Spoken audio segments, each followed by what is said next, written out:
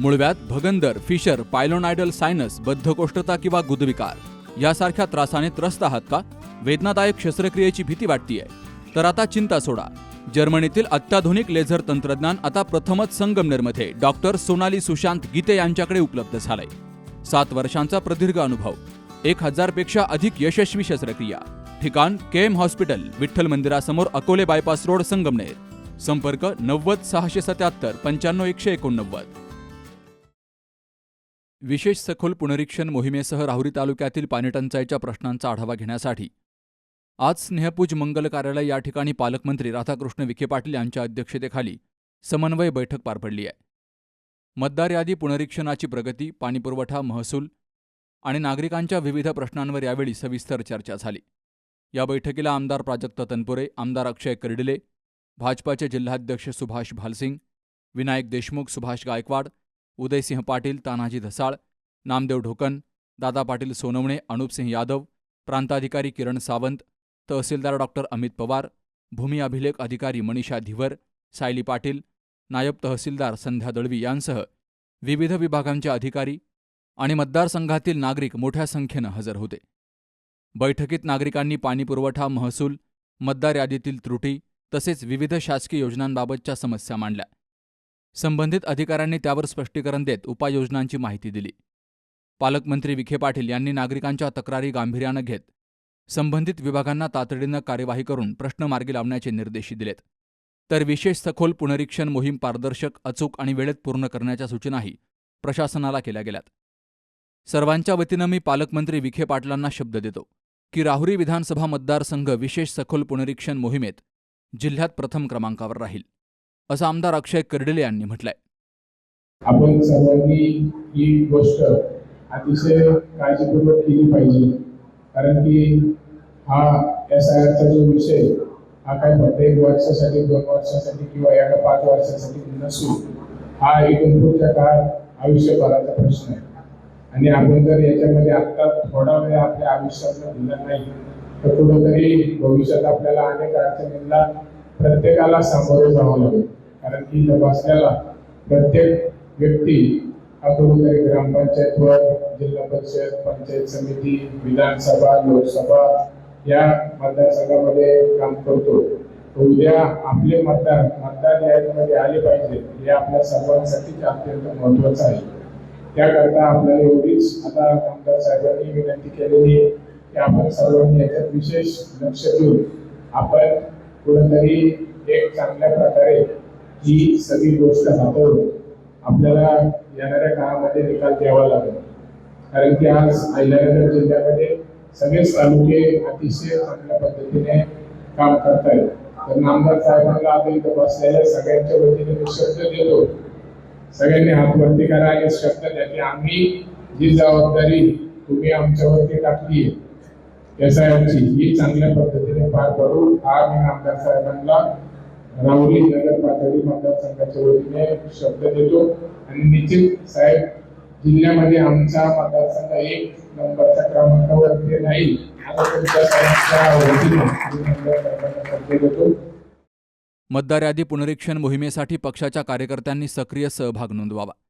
उपलब्ध साधन सामग्री आणि वाहनांचा प्रभावी वापर करून प्रत्येक पात्र मतदाराचं नाव यादीत समाविष्ट होईल, यासाठी प्रयत्न करण्याचं आवाहन आमदार प्राजक्त तनपुरे यांनी केलंय. जो काही SIRचा प्रोग्राम चालू आहे त्याच्या माध्यमातून जास्तीत जास्त लोकांची, आपल्या लोकांची किंवा जनरल मतदार यादीमध्ये नावं कोणाची राहू नये हे आज साहेबांनी इथं मीटिंग या ठिकाणी घेतलेली. प्रदेशची देखील साहेब कायम दर दिवशी वरून ऑनलाईन मीटिंग असते, कितपत आढावा झाला, काय झाला. म्हणून आपल्या सर्वांनी ही बाब अत्यंत खरं गांभीर्यानं घेतली पाहिजे. जे BLA-2 नेमलेले आहेत पक्षाने त्यांच्यावर तर मोठी जबाबदारी आहेच, पण बाकी देखील सर्व कार्यकर्त्यांनी देखील, जरी आपण BLA-2 नसाल तरी देखील आपापल्या वॉर्डात, बूथवरती जास्तीत जास्त नावं आपली या मतदार यादीमध्ये कसे समाविष्ट होतील याकरता सर्वांनीच खरं प्रयत्न, भले BLA-2 ची जबाबदारी आहेच पण आपण सर्वांनी बारकाईने लक्ष घालून ते खरं केलं पाहिजे. मी तर साहेब असं सांगितलं की आता आम्ही जरा नव्याने आलो, BLA 2 जरी आले नेमले असतील तरी म्हटलं आपल्या जुन्या पक्षाचा वापर करा म्हणून. शेवटी काय आपल्याला काम ते एकच करायचंय पण जेणेकरून आपल्या सर्वांची नावं तिथं आपली भारतीय जनता पक्षाच्या मतदारांची नावं तिथं आली पाहिजे. फक्त साधन सामुग्री काय वापरायची ती कशी वापरायची काय प्रॉब्लेम नाही, पण मात्र आपण सर्वांनी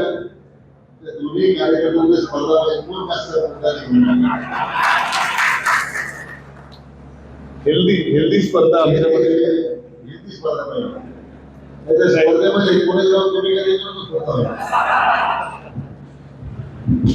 आणि निश्चितपणे मला खात्री आपण आज एवढं मार्गदर्शन केल्यानंतर निश्चितपणे आपले भारतीय जनता पक्षाचे जुने नवे सर्व कार्यकर्ते एकत्र येऊन निश्चितपणे सगळे आपली मतदार यादी परिपूर्ण जास्तीत जास्त काम या मतदारसंघात होईल.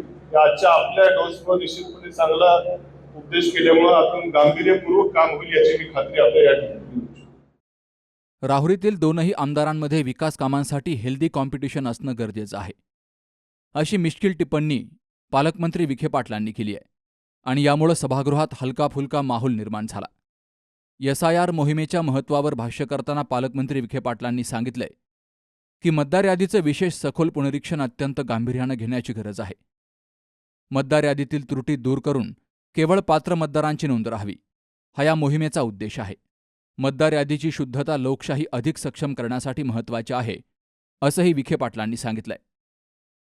आज आपण सर्वांनीच या मतदार यादीचे विशेष सखोल पुनर्निरीक्षणाच्या संदर्भामध्ये आज विस्ताराने चर्चा केली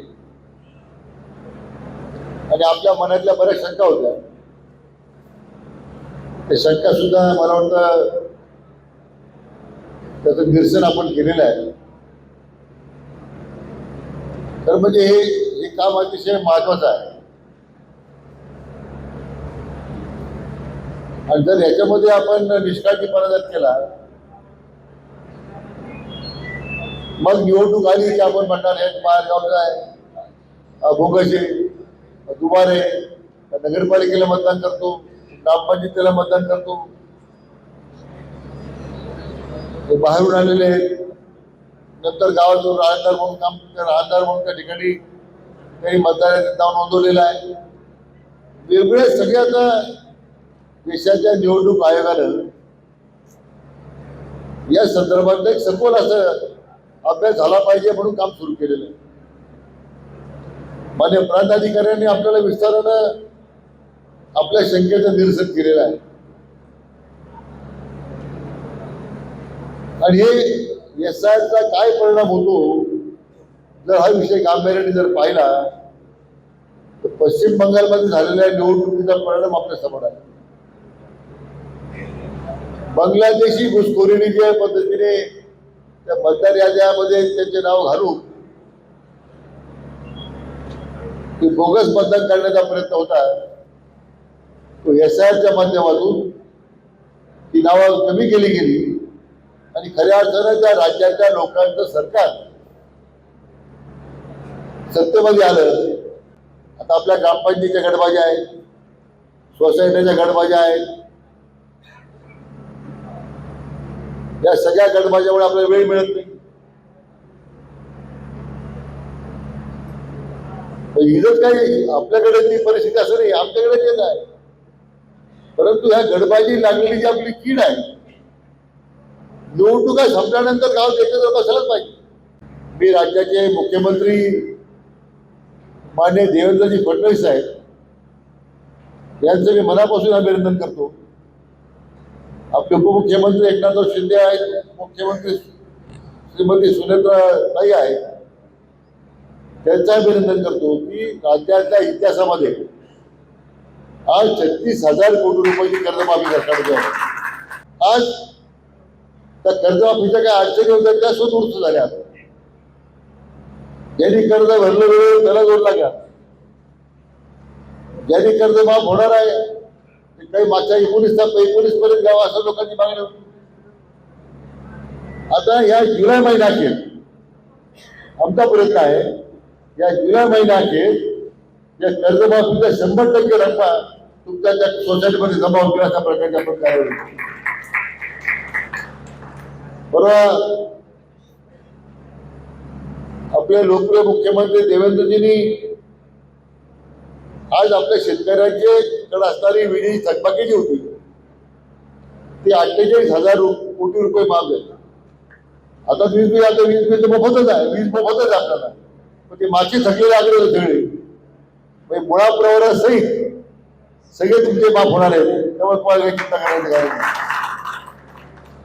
48,000 कोटी रुपये शेती बिलाचे माफ झाले, 36,000 कोटी रुपये तुमच्या पीक कर्जाचे माफ झाले. मला वाटतं 90,000 कोटी रुपये एकूण आता सरकारची आपल्याला मिळालेली माफी आहे. या बैठकीचं प्रमुख आकर्षण म्हणजे आमदार प्राजक्त तनपुरे आणि आमदार अक्षय कर्डिले हे प्रथमच एका व्यासपीठावर एकत्र आले. दोनही नेत्यांचे कार्यकर्तेही मोठ्या संख्येनं प्रथमच एकत्र आल्यामुळं या घडामोडीकडे राजकीय वर्तुळासह नागरिकांचं विशेष लक्ष लागलं. प्रशासकीय बैठकीसोबत या राजकीय समीकरणाचीही दिवसभर चर्चा रंगली. सुहास जाधवसह शरद पाचरणे, सी न्यूज मराठी, राहुरी. दादा, अरे 7 दिवसावर आले लग्न, सगळी तयारी झाली, पण फर्निचरचं काय? गृहवस्तू भांडार 10 ठिकाणी फिरण्यापेक्षा आपल्याला हव्या असलेल्या वस्तूंच्या हजारो व्हरायटीज एकाच ठिकाणी पाहायला मिळतात फक्त गृहवस्तू भांडार मध्ये.